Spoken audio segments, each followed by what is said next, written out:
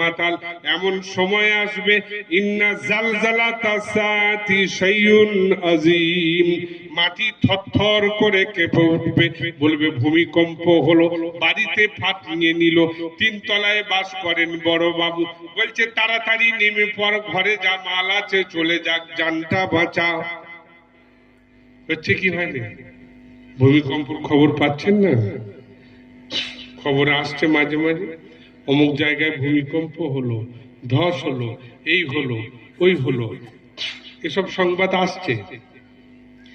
এত কিছু দেখার পরেও, শোনার পরেও আমাদের দিশে ফেরেনি। কোরআন পাকে আছে, আল্লাহ বলছেন وقال ساوي إلى جبل يعصمني من الماء لا عاصم اليوم من أمر الله إلا من رحم। হযরত নূহ আলাইহিস সালাম এলেন, তার কওমকে বোঝাতে রইলেন, ওরে আমার কওম, তোমাদের বলছি শোনো, তোমাদের সমাজের প্রতিষ্ঠিত ব্যক্তি ইয়াউক ইয়াসুক উদ্দা সুআ, সমাজের গণ্যমান্য ব্যক্তি ছিল, যখন তারা মারা গেল, যাওয়ার পরে তাদের কবর দেওয়া হলো। একটা কবরে গিয়ে তারা ধর্ণা দিত, আমার বাচ্চা নাই, বাচ্চা দাও। একটা কবরে গিয়ে বলতো বৃষ্টি হয়নি, বৃষ্টি দাও। এইরকম ভাবে তারা তাদের কাছে যাতায়াত করলো।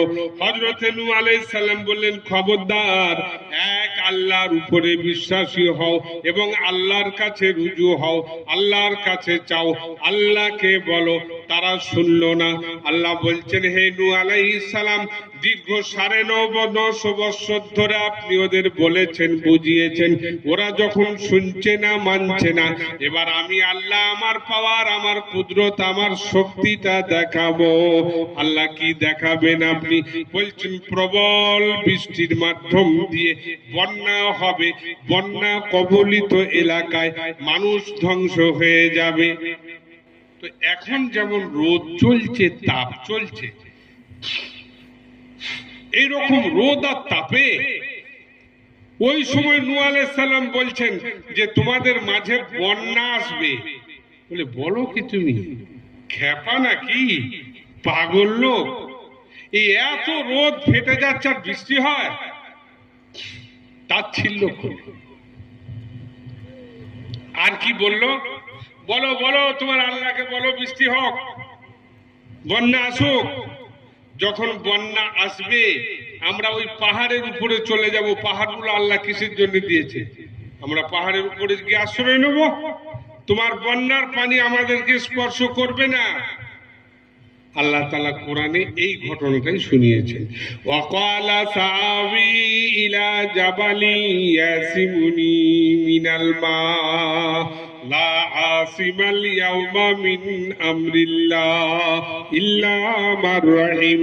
আল্লাহর নবী হযরত নূহ আলাইহিস সালাম বললেন, এখনো বুঝে যাও, মেনে নাও, চলে এসো ভালো পথে, নচেত কিন্তু চরম বিপদ হবে।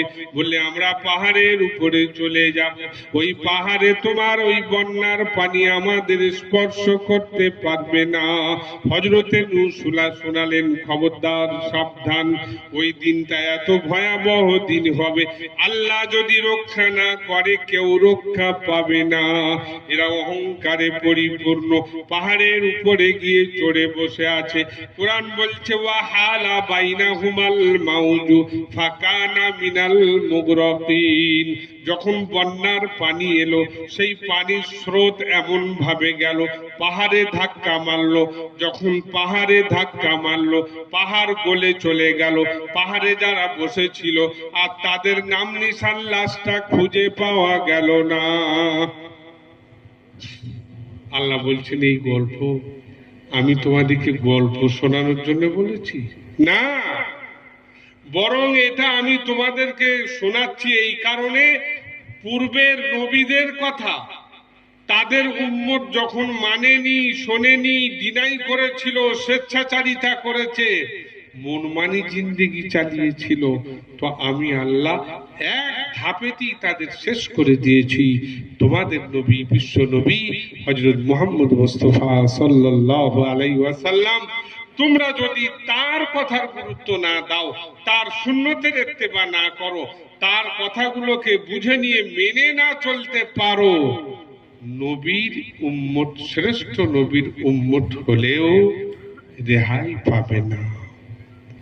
আমি কিন্তু যেদিন ধরবো সেদিনে আর সামলাবার কেউ থাকবে না। সেই জন্য আল্লাহ তাআলা এই ঘটনা শুনিয়েছেন আপনাকে আমাকে।